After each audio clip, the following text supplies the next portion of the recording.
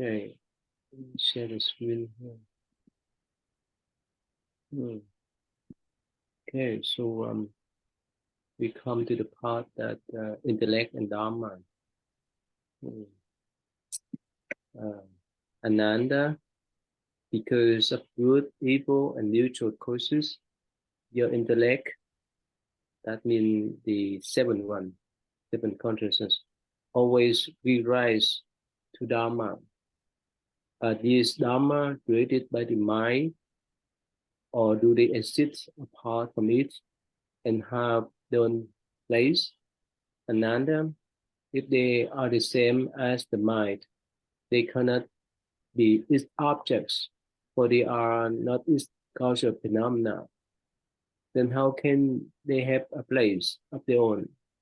If they exist apart from the mind and have their own place, do they possess the faculties of knowing or not? If they do, they are merely the mind. Since they have the faculties of knowing and differ from you, they should not be your Dharma, which should belong to someone else's mind. If they have the faculties of knowing and are your Dharma, at the same time, they are merely your mind, then how can you have an older mind as well as your own? If they differ from you and do not have the faculties of knowing, where are they? Since they are not immediate phenomena like form, sound, smell, and flavor, nor cold, warmth due to the contact or separation, as well as the void, since they cannot be shown in either form of the void. There should not be in the universe another voidness outside the void. Assume that there is another outer voidness, they cannot be the mind's causal phenomena. Then where are they? Therefore, you should know that neither Dharma nor the mind has vocation, and that intellect and Dharma are both false, being neither causal, nor conditional, nor self-system. So it's follow the same pattern, right? So let's see here. The seven consciousness. You remember the function of seven consciousness? What are they? Yes. All of the sensory consciousnesses, the eye, ear, nose, mouth, or tongue, body. And then the sixth consciousness is like the thinking mind that integrates the different senses, that the analytic mind, sort of just like human intelligence. And the seventh is it gives rise to the sense of self. So yeah. It's the origin of this notion of an individual self. And then the eighth is the storehouse consciousness. Yeah, right. The chart is so obvious, right? Have you seen this chart before? No, I haven't seen them presented that way. So this one here is the storage consciousness for the whole base, right? The power system, everything, right? And seven is the evil one, right? The evil one attached to the consciousness base, right? The eight consciousness base, storage consciousness. There is the seven, sorry, the six is mental that control the other five senses. So this is just the function here.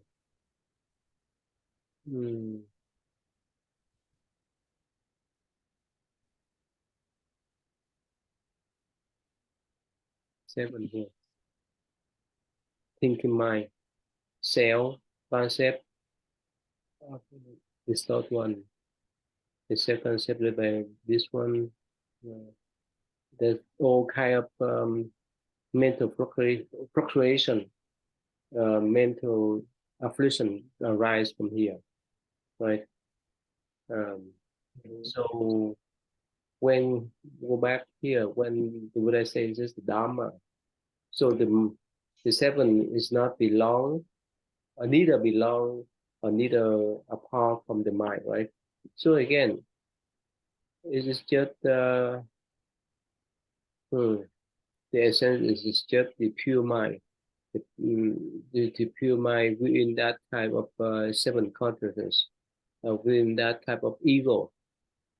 So I think we discussed before in Mahayana tradition, it's talk about the no self, right? I think we discussed last time. But in here, in the Mahayana tradition, we talk about the pure nature. It's different from ego one. It's different from the seventh one. Mhm. In which sense? Which what? In which way? The pure nature and the Oh, or no self. Well, yeah. I think they line up because the true nature couldn't really be like conceptualized as a self the way we typically conceptualize a self because it's undifferentiated. There's no marks for it. There's no form, there's no beginning, there's no ending, and all beings share the same true nature. So there's not a sense of like an individual nature. So in Zen, I've heard the phrase that the true self is no self.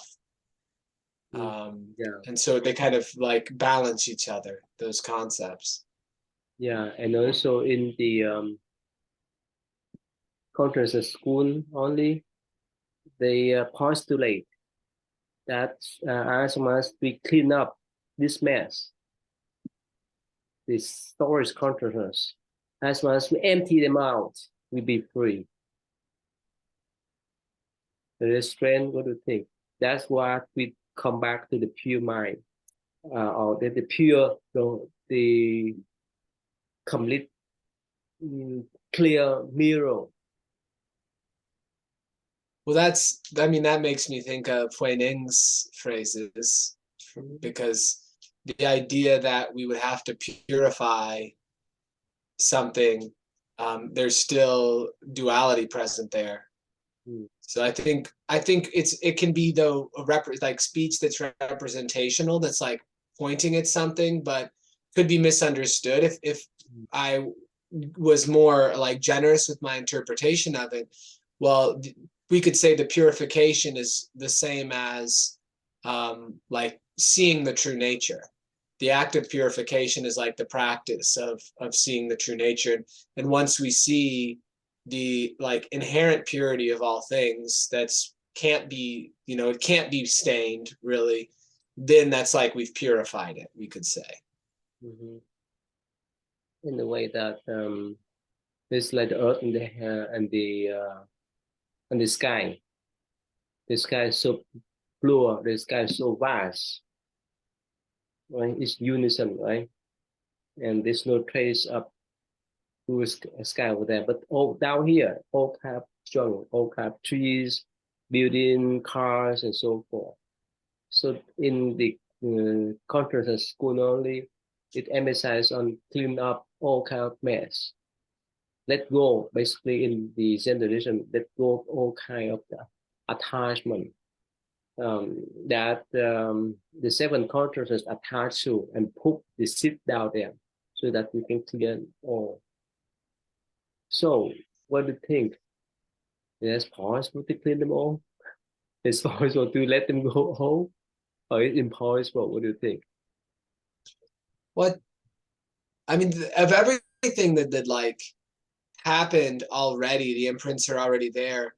The Mm, sense I get is that we can't like actively clean it like we would clean a bathroom or something, but by not attaching and like striving after things, um or like pursuing a lot of unnecessary content, then we'd stop adding more impressions there, and it would make it easier for us to see to see the true nature as a so it wouldn't be as obscured by all sorts of other distracting or confusing phenomena. mm. So mm, Yeah, whoever attend that hardship, they clean up all the mess inside that 8 consciousness. And now every day we pile up all kind of information, whether it's at work, at school, at home. So day by day we pile up information, right? So when can we let go of them then? It's impossible, is that right? Instead of let go of them, but day by day we pile up. We do in the opposite way. Yeah, during retreats or periods of meditation is when Yeah, we do. yeah, that's the way. That like in morning, right? We do meditation, we do the chanting. That's the time we cleanse them, right? We let them go, right? We reverse the pattern. Otherwise, get stuck there. Information that we have argument with other people last couple of weeks, last month, last year, still hang over there. And many people get stuck with this kind of information, right? For many years. Uh, and sometimes we get stuck too, but if we know how to let go of them, it's much easier. So uh, that's why in Zen tradition, some Zen master they didn't allow the student to learn anything. They can focus on meditation, let go of all of attachment. Of course, it's kind of extreme, it's kind of typical, but most of the time, uh, some Zen master they go middle way. Yeah, they allow or teach the student to learn the Dharma as the same as same ways at same time. They encourage them to do meditation every day. So that's the cleaning process, the purification process. How about for us? Now we live in the mundane world. We have all kinds of responsibility, like you, like me. So what do you think? When can we cleanse them all? When can we let them go all? What do you think? Yeah, I mean, I'm able to generally find time in the morning to do practice, Mm-hmm. and then when I put my daughter to bed too, we'll do mantras, and I'll meditate for a little bit after that. Um, and then I would love to have more time where I'm actually going into like a more like all day practice, like a retreat. Um, and eventually I want to build that into my life. I just haven't been able to yet to have like regular time for that. But I think that's kind of the way lay people have to do it, is set aside time to go into retreat, and monastics too, periodically setting aside time for it. Mm-hmm. You know, one of um, the great way that uh, Sid Patriot, right, advocates is that instead of clean them all step by step or gradually, he just remind his student to recognize the purity of the mind. That's what I think we're going to discuss about the pure nature. Stay with the pure nature, recognize pure nature instead of going step by step to clean them out. Remember the verse. Remember the difference between Shang Shao and his verse, right? Yes, I'm not sure I could reproduce it exactly, but I remember the overall message. So for Shang Shao, he said that our mind is like the mirror. We need to cleanse up. We need to cleanse the dust that attached to the mirror. So when we cleanse them all, the mirror will be shine like this way, right? When we clean all the seed information from 8 consciousness, our pure nature will be shine. But Fernand say no, our nature, our pure nature is already there. You know, to cleanse anything, you recognize it. That's what we call the certain enlightenment. So that's why last time we talked about just recognize the sound alone, right? When we hear something, whether they criticize us, they slander us, or they praise us, we just recognize that we have the pure hearing nature. instead of uh, purify our hearing faculties when we sit down.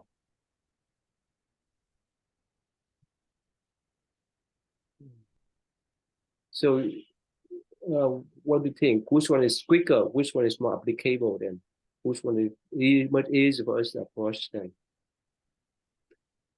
Well, it seems that the like letting go, the engagement of the thinking mind is really crucial for any purification to occur, because it seems like I can't I can't purify my thinking mind or my striving mind by thinking or striving. Like I'll just kind of I'll keep those patterns engaged. But if I let go and like am more like observing, more being mindful, and the more I let go, the more I find that naturally my mind it occurs as pure. Like without I don't know anything I could do to purify it other than letting it go and like allowing it to return to a natural state. I know like the chanting definitely helps too. It feels like it helps the mind settle, but like I still after chanting, if I'm going to get the benefit, I still have to like let go and like into a meditative state. okay, so here I think it's three steps, right? The first step is the easiest step for common people. Okay, I don't want to hear any bad things that will influence on my mind. I stay away from bad words, right? It's easy, right? I stay from bad influence, right? That's the first step. Is that right? I don't know if it's Common easy people. to totally stay away from bad words. Yeah. There's usually Bad somehow people. it'll find you. Yeah, for bad people, for example, all right? That's the first step. And second step is yeah, we let go of our bad thinking, right? We keep with the good thinking and let go bad thinking, right? It's still we still play around with duality, right? And the next step is that let go of everything, right? Whether good or bad, like Huay Nang he say, oh, if you don't think good about what's your mind. Mm-hmm. And the last step is to recognize the pure nature when we have that type of sound, the pure hearing nature. You see step by step. Like I think last time, like you say, right? For the common people, even the Buddhist people, devout Buddhist people, they may not understand or recognize the pure mind right way or the pure hearing nature right way. You need to lead them step by step. Was that right? Yeah, yeah. So let's see here. Let me. I think is that reasonable, right? Let's see here. Let me write down. I think this. Yeah, so the first you said, I remember the second one you said was, let go of Yeah, bad things. Oh, stay away from bad people. yeah, the first one, right? Yeah. Bad situations, bad Yeah, individuals. stay away. The next one is stay away from bad environment, Yeah. a negative or bad environment, right? Hmm. And there's always these nuance that people I think will bring up even with just that first step, which is like, well, what if it's my father or my mother or my brother or my sister, or what if it's my husband or my wife and I can't get away from them? That's almost always someone's gonna have that. Uh, let go of let go of bad thought, right? Right, Hmm. and Not like if we find ourselves thinking in a negative manner, not pursuing it, yeah, simply like abandoning that line of thought. more thoughts, right? And the last one is recognize the pure nature nature of the mind. Yeah. I think the payoff is important too, because when people are definitely going to be thinking in a dualistic way, and they're going to be thinking, what do I get? And so the Buddha initially, it was nirvana. That's the reward. And I mean, to me, and I think to most people, the idea of nirvana is so lofty. Mm-hmm. Like just the idea of being able to achieve that, I think most people just immediately get the sense that that's not something that they could achieve in their lifetime. Mm-hmm.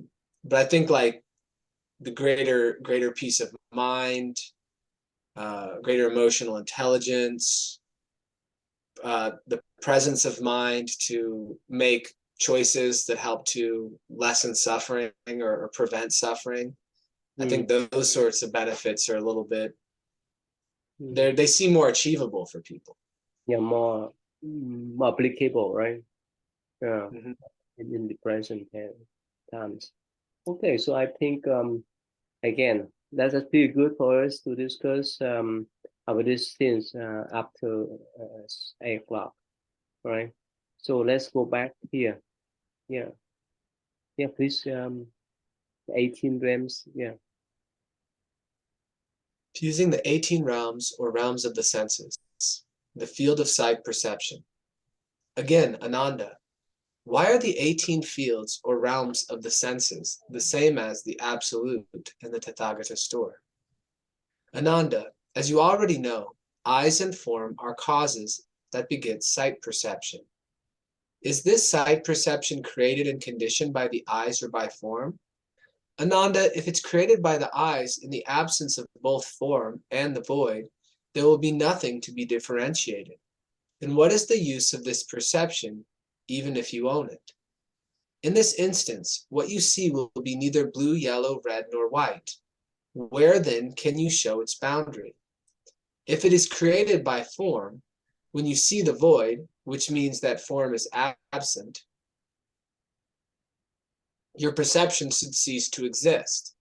Then why do you still distinguish the void? When form changes, you notice it, but your perception is unchanging. Then where can its boundary be? If perception follows the change of form to undergo its own change, there would be no boundary. If it is unchanging, it should be permanent then, as it is created by form. It should not perceive the void. If it is created by both the eyes and form, these two are separate when you think that they are united, and unite when you think that they are separate. If so, both intermingle. Then how can there be the realm of the eyes and that of form? Therefore, you should know that both causal eyes and form, as well as the so-called created perception, do not exist, and that the eyes, form, and the realm of form are neither causal, nor conditional, nor self-existent. Mm-hmm. So it's like over and over seems that the Buddha is revealing the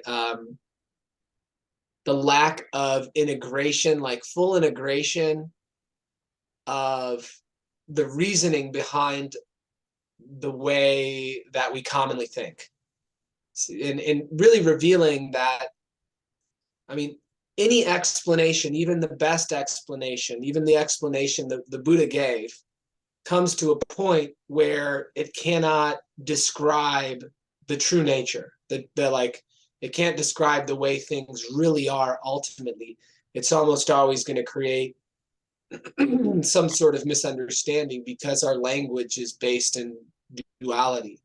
So it's like we're going up to the edge of what language can do, and then looking out over that edge at, and to to me it seems like, to like in practice, to try to let that mechanism of the mind that's always trying to wrap things in language and understand it through thinking, to let that relax and let go to the point where there's more the direct perception of the nature.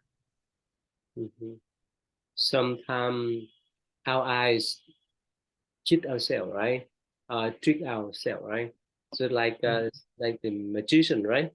Somehow they do some kind of magic that trick our mind. That let's say when we're driving in the hot summer times, and especially on the freeway, right? We see far away is some kind of we call mirrors, right? Right. Yeah. We at first we thought that, oh, that's water. No, that's not water. That's the reflection of the sun. Mhm. Yeah, so that the side trick our mind, and if we attach to that type of sense, a vision, we get stuck then. Uh, yeah, so that's why it's either neither the eyes, the form, or even the perception of the eyes too, in this sense, and it's work with the other five sense, the other four sense too, that they trick us in the way that we could not recognize easily without any kind of assumption. Mm, yeah. And before we stop, you know why the Buddha negates what do you call it? You know, Westman 18 one, right? Yes, it's so it's in all of the different senses, it's the object Mhm. that the senses are aware of. It's the sense basis, so the eyes, ears, nose, tongue, body, and then it's the consciousness Okay, that's there. 18 one, yeah. So yeah, when we talk about the ear, the ears, work the same way in the same pattern, but again, here Buddha negate everything, right? It's like the whole sutra, form is formless, right? Mhm. Form is emptiness, emptiness is form. That's what we talk about. there's there's an interesting, I'd say, parallel that I think of that applies to osteopathy. So in osteopathy, one of the principles is that if to treat when we're treating the body, we need to relate to it as a whole. We can't really effectively relate to the body by understanding the individual parts alone. We have to like view the whole. And I think, but in getting to the point where we can view the whole, we study the individual parts. But we need to see that those, and that's kind of an illusion, because there's like a heart doesn't exist on its own. Like, intestines can't exist on their own. We can think of them separately, but they all come together. And that seems to be the message over and over, is that anything we're going to do with our thinking mind to try to draw distinctions in order to understand through like separating things, is that ultimately none of those distinctions are true, but everything is one. There's nothing separate or outside. Mm. um Yeah. So again, um, that's just also depend upon our own karma too, right? For us, the water to drink, to take a shower, to cleanse, but for the fishes, the water is their palace, their life sources. Mm, so uh, yeah, so it's not easy to overcome or to see through those type of illusion. That's why somehow most of the time, if you read the Zen story, the Zen master most of the time remind their student that everything's illusion. But for us, everything is real. So how could we define? How could we see them as illusion, especially for this 18 field? What do you think? How could we see them as illusion? But here we have the food to eat, we have the drink, have water to drink, we have the car, we have the house, and so forth. But they say in ultimate sense, everything is illusion. Yeah, that it's a creation of the mind. Well, I think we can, I think there's maybe different ways to approach that. One way is we can see the interdependence of things. So we can see that they don't have a clear boundary. They may have a clear boundary, but if we consider them temporally, like across time, like, the simplest thing, like a chair, well, it came from a tree. That tree was grown with sun, with oxygen, and with water. So where do we say that that chair begins or ends? We can't really put a beginning or ending on it. And if we can't put a beginning or ending, we can't really ascribe a unique separate thing as existing, separate from other things. So our notions that these things are separate, then we can intellectually understand at least that that can't be true. But to actually experience it, I think that's where it requires practice, because that intellectual understanding will like burn up like dry grass when something happens that upsets us. If we're not like really like if we don't for me, I find continually practice, even with continual practice, I still get triggered by things. But if we're not in touch with that, like the essence of awareness, then it's easy to be invested in what we're aware of, and to think that that's important, and then try to protect what we have, or get what we want. Mm-hmm. Yeah, that's why some people they have that kind of misconception about the Buddhist meanings of emptiness. Emptiness is illusion when they say, and actually I stuck with that so many years when I first studied Buddhism. Emptiness is illusion. I don't need to do anything because ultimately, the more you do, the more you drain the karma. Then, so that's in line with the Theravada tradition, right? You have to withdraw from society to become Buddhist monk and nun. As long as you stay out there, you still get stuck there. You still drain all kind of karma is there. But again, in the Mahayana tradition, is working the same way, but in the positive way. Yes, we know or Bodhisattva see that everything is illusion, but they still enter this world to help people because it's illusion.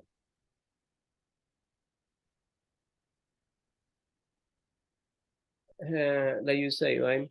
For us, right? We look everything in detail. We are aware of those things. But if it in your profession, right? You look the whole picture, the whole spectrum of some type of illnesses, right? So that we can provide the whole holistic treatment, right? Um, so that's what is Buddhism about. But when we face with reality, for example, if we say evidence is unreal, evidence is illusion, so why do you need to eat then? Why do you need to have cars and why do you need to have the house and so forth and so forth? So that's why some people, if they don't understand Buddhist concept of emptiness, a pure nature, that is the major misconception there. Yeah. Yeah. Well, that idea of like what's most important, and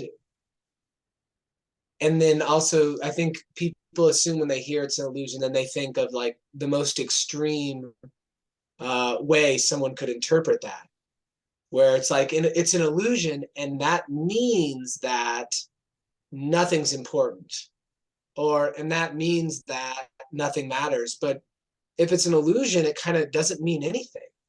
It's like that it means that any meaning that is ascribed to it is an illusion. That like any meaning, even that it means nothing, that's still a sort of a mental conception, that's still a description put on top of something that's extra. And it seems like that the Zen masters point towards natural expression that's like without overwrought thinking, where we still live, but we're not being driven by the mirage out in the distance. We're not, we recognize the illusion, but you know, they'll say like, if we're hungry, if you're hungry, eat, you know, if you're thirsty, drink. Before enlightenment, I chopped wood and carried water. After enlightenment, I chopped wood and carried water. But if we can see that the like conditioned phenomena, all the things in the world that we may like, we could try really hard to arrange just right. If we can see that they're illusion, well, then that will change our behavior to a certain extent, where we won't be as attached to certain outcomes. It'll be easier to let go. It'll give us a way to kind of get off the hook of suffering if we find ourselves on there. Because if we really believe that, you know, the only way I can be happy is if I achieve this thing in the world, and we, you know, then we can potentially, we block ourselves out from being happy just because of our thinking, where it's not really true. We can be happy in the moment without achieving anything special, just by letting the mind like calm down and return to a normal state. Yeah, that's why usually I mention to my student that the whole purpose of learning Buddhism is to overcome suffering, to find happiness. That's all. And if we still attach to anything that belong to us or anything that belong to us, we get stuck there. We will not find true happiness. That's why the Buddha and the holy monk or Zen master say, "Hey, that's illusion. Don't attach to them." And I think I don't know whether I told you the story when the master told a student who go to the field to plant the trees or the rice or whichever. So the master say, "Okay, you can plant the trees, but don't let the roots take place. Don't let the good what? Don't let the roots take place." Oh. It's impossible. The tree need the root to take place, right, in order to grow. So the master said, "No, don't let the root to take place. Don't let the root to grow." So how could they survive then? You heard about that sense then? You have story before? You'd have to pick them. You'd have to pick them right after they sprouted, before the roots took place. Actually, it's the metaphor. So the meaning is that, yes, you can plant a tree, any kind of trees, but don't attach to them. That's all. That's the most important thing. Yeah, and it makes sense, because like if someone harmed the tree, you might be driven to anger, or do something to hurt that person, or even that's why how something that could be seen as virtuous and good could turn into a cause for some sort of bad action because of attachment. So imagine, let's say, imagine every one of us, right, in our society, our community, and so forth, see everything as a means to live, whether it's the car, the house, the food, the drink, and so forth. It's just a means to live, right? What type of society we may have then? What type of environment we may have? It may be more happy, right? People would not fight too much. We would not fight each other for the cars, for the job, and so forth, right? Because everyone see everything is just a mean. Yeah. Whether it's old car or new cars, as well as I can drive from here to Indianapolis or California, that's okay. But now the problem is that I need to have a brand new one to look Yeah. for. That's a bit different. Yeah. That's why. Oh. That's why the Buddha and the Zen master say, okay, hey, they are illusion. This illusion is away from the mind. Don't attach to them. Because I mean, that's a pretty big thing, in the sense of say, like if I bought a $80,000 car, right?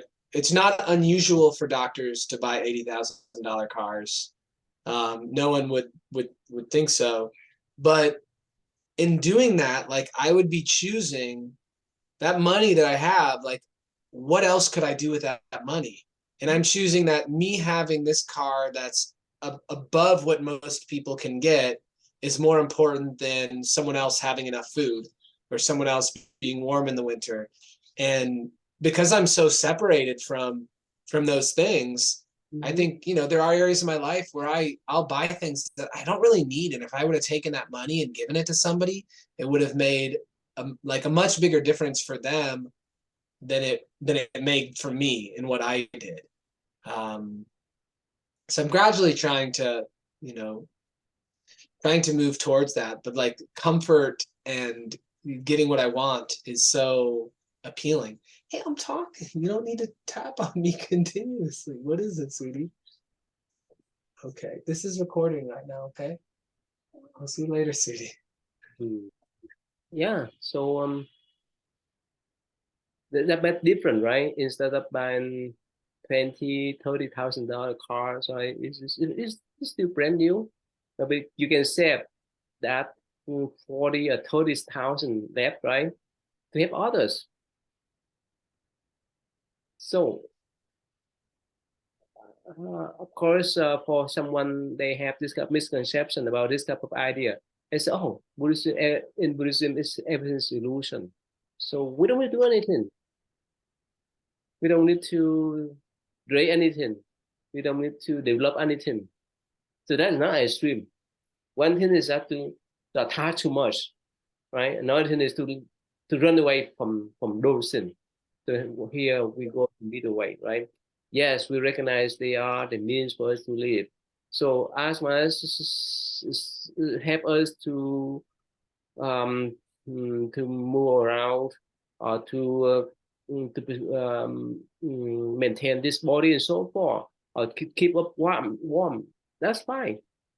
We don't need those kind of luxury items and just waste money.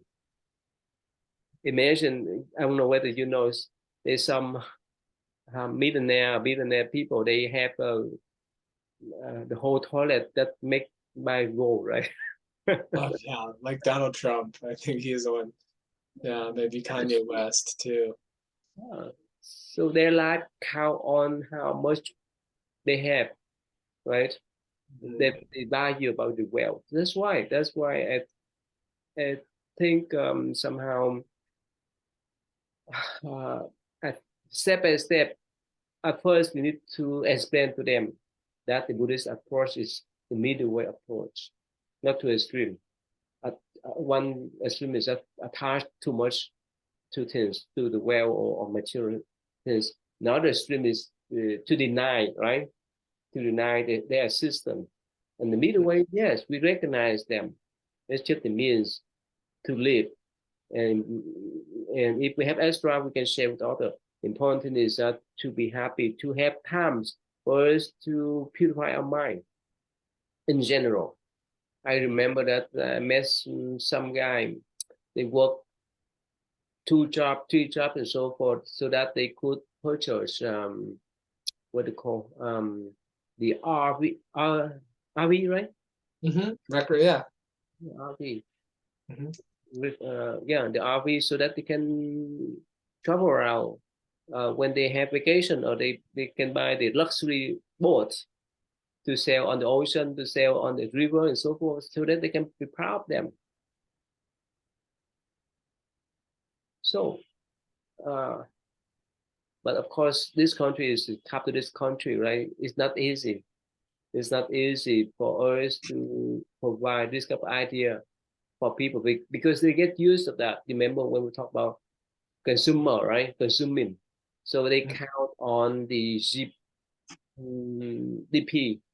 That's how the decision of how the people to consume, to spend money for those, and that's why the whole society encourages people to buy and sell, so that the economy would grow. Mm-hmm. That's Yes. what. Buddhism is about. But in Buddhism, we go middle way. We don't deny them. We don't attach to them, but we get you use them as a means. Mhm. Okay, and go back to what I just mentioned. Getting wrote out here. Okay, so let's see here. Mm. Here, stay away from bad environment. Let go of bad thought. Let go of bad thoughts. Recognize the pure nature of the mind. So 1, 2, 3, 4. You think we can elaborate, right? It's easy for us to understand, easy for everyone to understand. Stay away from bad environment, right? Yes. In every communities, right? Yeah. Yeah. That's pretty, yeah, I think pretty much everyone has a sense of what that is because Mhm. everyone's got a sense of what's, in the big picture, what's good and bad. Mhm. So, yeah. That's why they moved their children to the suburban area instead of the city area, right? To get a Right. Yeah. good school. Hmm. Yeah, or send their children to the private school so that they can have this good environment there. I think that's a good analogy. Like, how would how we protect our children, and well, protecting our own mind in a sense of keeping it out of a bad environment. Yeah. And let go bad thought. What do you think? It's easy for common people?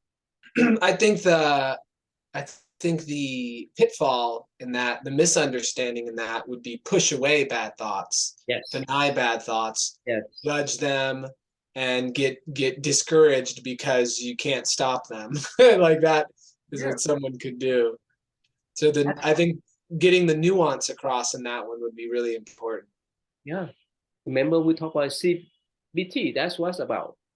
Hmm. Cognitive behavior therapies. They belong to the second therapist generation. Then, yeah, that's this one here, and this one right here. This is a third generation of therapies. Let go of everything. That's what we talk about here now, right? In the mindfulness-based therapies. I think one of the biggest sticking points when we talk about, like, say, letting go of bad thoughts is, so frequently, like, people are motivated to try to change their environment because there's some sort of situation that they don't want, they don't like, that feels maybe it's unfair or it's very difficult, so they'll try to change it. And so, initially, it's often motivated by anger, because, Mm. like, this isn't fair to me. I need to change this, and so they may be angry with another person, that in that moment of, like, letting go, if there's a misunderstanding of, like, letting go of bad thoughts, it can be like, oh no, I can't change this situation. I just have to let this situation continue. But it can, like, if they don't actually communicate it with the person and work towards change from a calm state, Mm-hmm. if they just say, oh, I'm upset about this, I'm angry, so I can't do anything about it, I just have to live in this situation, well, then it's likely over time they'll build up a resentment, Mm-hmm. and they won't actually have let go because they haven't, like, communicated it through with the other person. um, and there could be, like, an absence of self-compassion in that. So that, in addition to, like, letting go of bad thoughts, like, highlighting that it doesn't mean that we can't, communicate directly and compassionately with the people in our lives about what's important to us, and about changes. It's just, before we can do that effectively, we have to let go of bad thoughts. But again, it's peaceful, like you say that the more we push them away, the more they come back.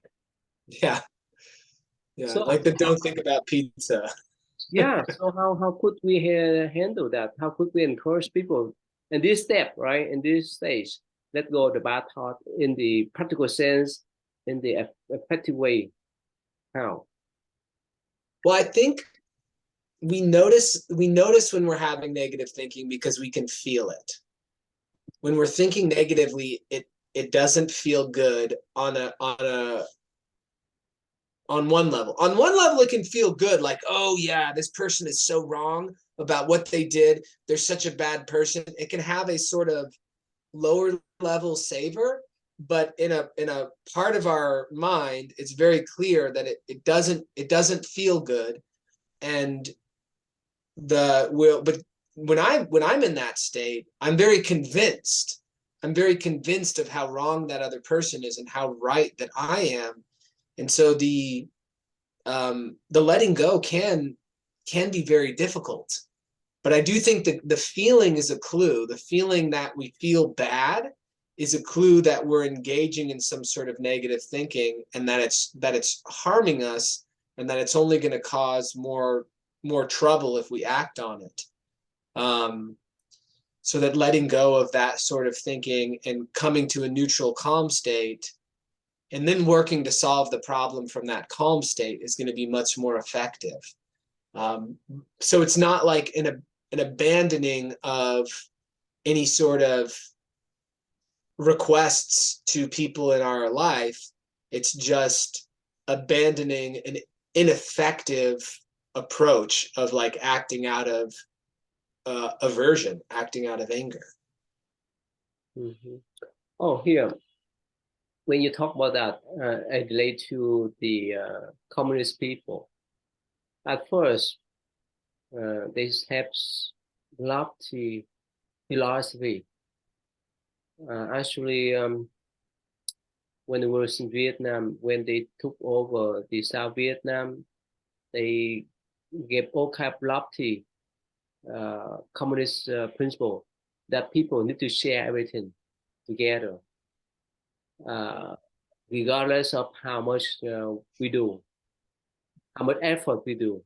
We need to share, whether they lazy or they are vigorously working. Doesn't matter. We can share. That's why they have the idea that they they take away the properties of the rich people, the wealth of the rich people, so that they can share with the poor. Mm-hmm. That's their approach. Do you see something wrong with that? Yeah, it's that if everybody doesn't buy into the system, it's not going to work.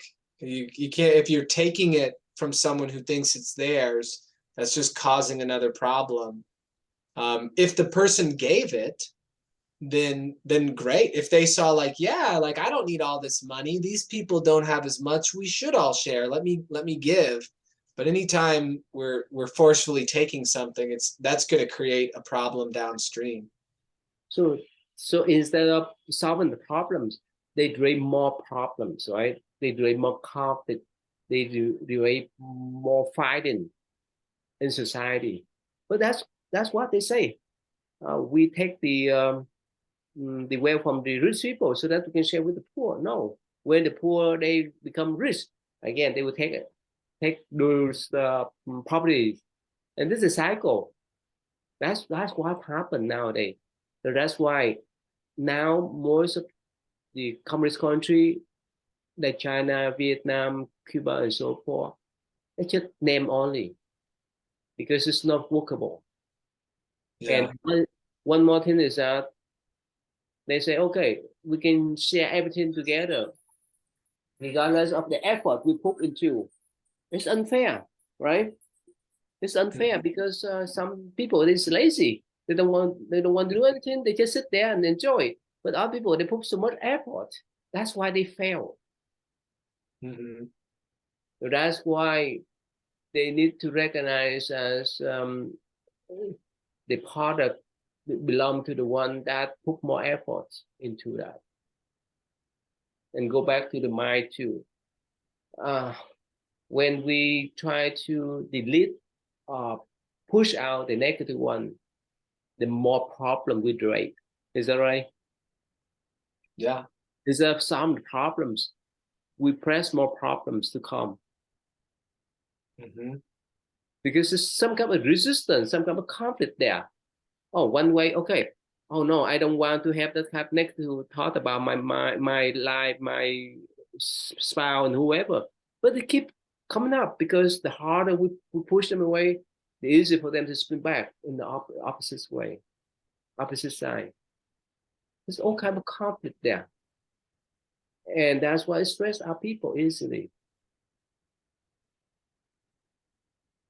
So again, for common people, yeah, we heard that, right? Especially the CBT, they encourage, okay, you need to stay away from bad thought, but that's this is just go the same circle. It's like the dog chasing its tails. Is that right? It's just a cycle, right? The more you Yeah. push it out, the more you get back. Yeah. And that's what the next one, that's why they recognize the next one. Let go of both negative and partial thought. Now here, what do you think? Is that possible for common people to do that, or it's impossible to let go of everything? And I'm talking about the mind, not much about the will yet. Well, I think we can certainly practice it in meditation, and then it's hard to maintain that during the entire day. Mm-hmm. Um, but we can certainly move towards it in meditation by disengaging and focusing on something neutral, and Yeah. then not pursuing pleasurable states or trying to avoid negative states while we meditate, but just being with whatever's there. So how can we maintain that? How can we maintain that momentum when we let go of whether good thought about her? How can we maintain that type of momentum in our life, in our daily life when we interact with other people? When those type of good and bad pop up in our mind every day. And I think mindfulness, just practicing mindfulness is really the best way. Um, with even going back to the Satipatthana Sutra, the mindfulness of the physical body, of how we're feeling, of the thoughts that are present. Because if we can strengthen that, then we can very quickly notice before we act on a negative thought.